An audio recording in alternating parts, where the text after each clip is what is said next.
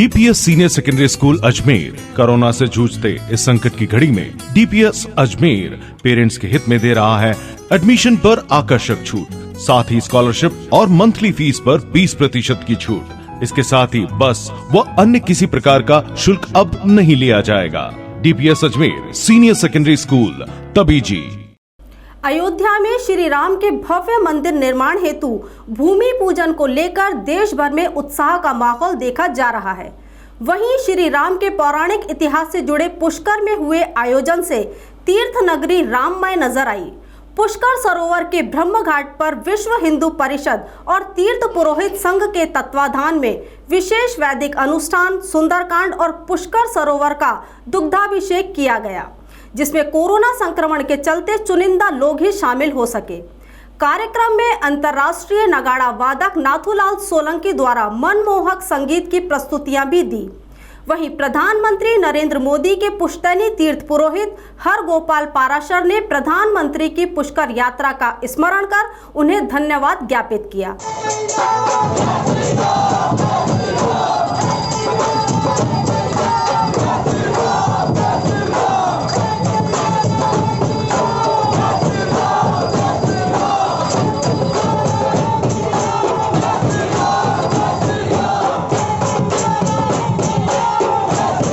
खुशी का माहौल तो पूरे देश के अंदर है और उस खुशी के अंदर हम भी शामिल हुए हैं। बड़े सालों के बाद में ये इंतज़ार हमारा पूरा हुआ है कि आज राम जन्मभूमि के नींव पूजन अयोध्या में हो रहा है और उसी के उपलक्ष्य में हमने यहाँ पे भी भगवान रामचंद्र जी का सहपरिवार अभिषेक किया है, पुष्कर राज का दुग्धाभिषेक किया है, अब हवन किया जा रहा है। तो ये देश के लिए एक बड़ी गौरव और खुशी की बात है कि आज भगवान रामचंद्र जी का मंदिर बनने जा रहा है और इसके लिए पूरे देशवासियों को हार्दिक बधाई और प्रधानमंत्री नरेंद्र मोदी जी का भी इससे धन्यवाद कि उन्होंने इस काम का बीड़ा उठाया और आज वो चरितार्थ होने जा रहा है। आज क्या क्या आयोजन किया गया? आज भगवान रामचंद्र जी का सहपरिवार अभिषेक किया गया है यहाँ ब्रह्म घाट पे, पुष्कर राज का दुग्धाभिषेक किया गया है, अब हवन किया जाएगा।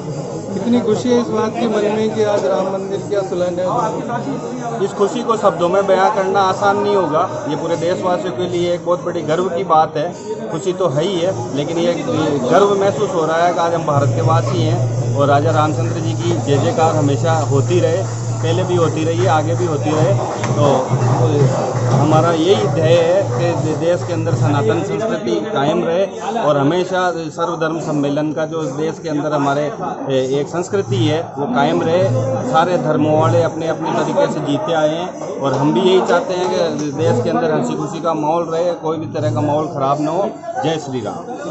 राम बाबू की तरफ से बधाई देते हैं और भव्य निर्माण बने, इसीलिए राम बाबू का पूर्ण सहयोग रहेगा और 33 करोड़ देवता आज इस पुण्य कार्य के अपने ब्रह्मलोक से, वैकुंठ लोक से देख रहे हैं और सभी को आशीर्वाद प्रदान कर रहे हैं। ये हमेशा बना रहे। पंडित हरिगोपाल पाराशर। ये बताइए कि आप प्रधानमंत्री नरेंद्र मोदी आज आधारशिला पूजन कर रहे हैं और आप उनके पुश्तैनी पुरोहित हैं, तो उस नाते कितनी खुशी है, क्या आशीर्वाद देना चाहेंगे? मुझे आज नरेंद्र मोदी जी जो भारत के प्रधानमंत्री है, मैं उनका तीर्थ पुरोहित हूँ। मुझे अत्यंत खुशी है जिन्होंने अपने हाथ से अपने नींव पूजा करके इस पुण्य कार्य में अपना योगदान दे रहे हैं। इसलिए मुझे बहुत प्रसन्नता है कि जो भी आज तक जो नरेंद्र मोदी ने निर्णय लिया है 370 धारा का, जो 3 तलाक का जो भी निर्णय लिया है, बड़ी समझ के लिया है। और मैं भगवान ब्रह्मा से प्रार्थना करता हूँ, सृष्टि के रचने वाले से, कि नरेंद्र मोदी जी समय समय पर ऐसे फैसले लेते रहे और ऐसे पुण्य कार्य करते रहे, तो जनता को, सभी देशवासियों को इसका आशीर्वाद मिले।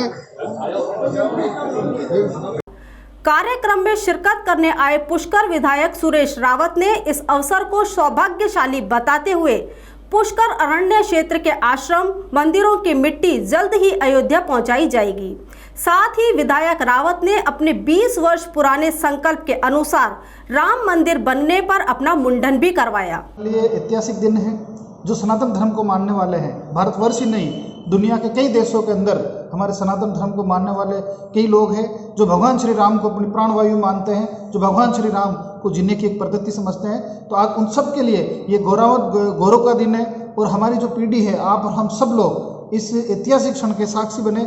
हम अपने आप को गौरवित महसूस करते हैं और भगवान श्री राम जन्मभूमि के मंदिर के शिलान्यास के उपलक्ष्य में आज हमने तीर्थराज पुष्कर के पवित्र सरोवर का जल से और दूध से अभिषेक किया और पवन पवित्र भगवा ध्वज सरोवर के ऊपर हमने चढ़ाया।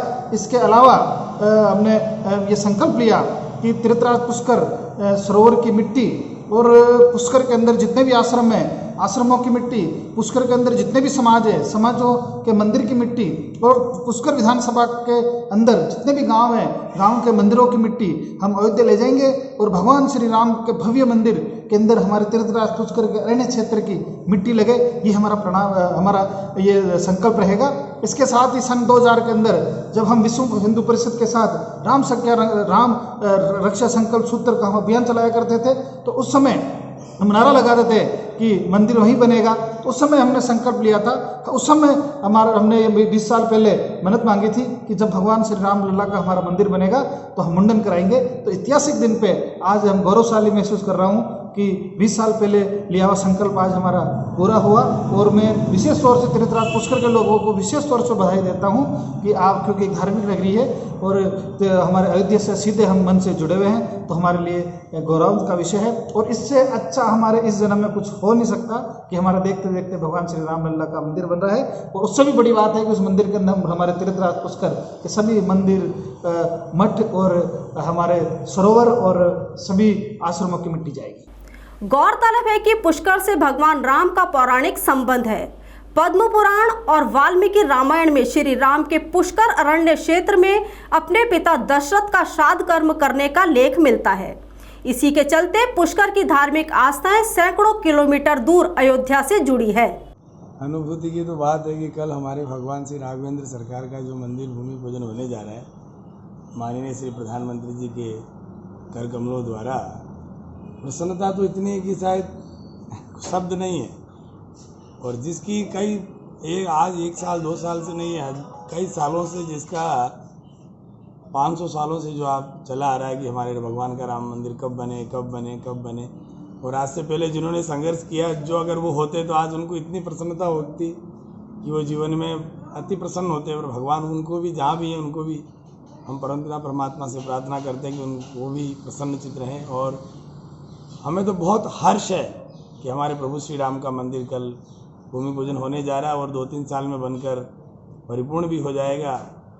और समस्त भारतवासियों के लिए भी प्रसन्नता का ही प्रश्न है। बहुत आनंदित है हम लोग तो सब कि जितना जल्दी हो सके उतना प्रभु का मंदिर बने। वो ठाकुर जी कनक सिंहासन सिए समेता, श्री रामचरितमानस में गोस्वामी जी ने लिखा है कि कनक सिंहासन सिए समेता, बैठे राम होई चित चेता। मतलब माँ कई बार महाराज दशरथ तो यही कहती थी कि राम जी और जानकी जी जब एक साथ सिंहासन पर बैठेंगे तो वो दृश्य कितना आनंदित होगा, उस दृश्य से कितनी आनंदता पूर्वक निकलेगी।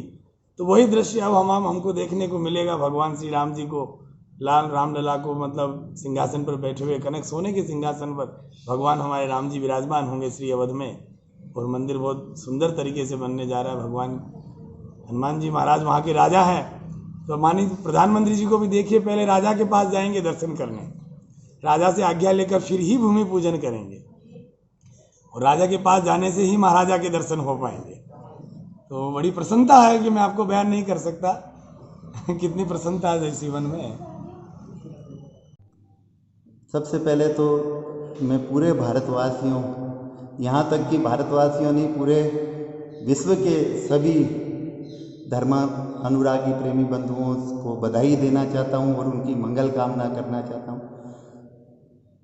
जिस राम राज्य की परिकल्पना हमारे वडेरों ने की थी, पर राम जी की जन्म स्थान पे उनका कोई मंदिर न होने से ये जो दुर्भाग्य देश पे कलंक के रूप में लगा था। और आज इस प्रकार की परिकल्पना के साथ एक भव्य जो निर्माण हो रहा है, उससे तो निश्चित तौर पे हृदय एकदम इस प्रकार का है कि कोई शब्द उसके लिए मेरे को उचित नहीं लग रहे। पर मेरे ख्याल से पूरा धर्मानुरागी जो बंधु हैं, भाई बहन माताएं, सभी ही हृदय से इस प्रकार की उनको जैसे एक नई दिवाली बनी है और ये भव्य कार्य होगा, भव्यता के साथ होगा। और मेरे ख्याल से पूरे देश का जनमानस इसमें अपनी जो भी भाव है वो व्यक्त कर रहा है। आपका नाम और पद? राम रत्नाचार्य। मैं बाल मुकुंद आश्रम ठाकुर जी की सेवा करता हूँ, श्री अभय वैकुंठनाथ की। और आप ये देखेंगे राम राज्याभिषेक इसी प्रकार का दिव्य धाम जो है, तो इसी प्रकार दृष्टिगोचर हो रहा है, तो हृदय गदगद है। निश्चित तौर पे आप सभी लोग बधाई के पात्र हैं, और खासकर पत्रकारों ने भी इस चीज़ को जगह जगह पे उठाया है और पीछे लगे रहे। तो निश्चित तौर पे ये एक संकल्प जब होता है कभी न कभी तो वो पूरा होता ही है। इसके लिए मैं आप सभी लोगों को भी साधुवाद, हृदय से आभार।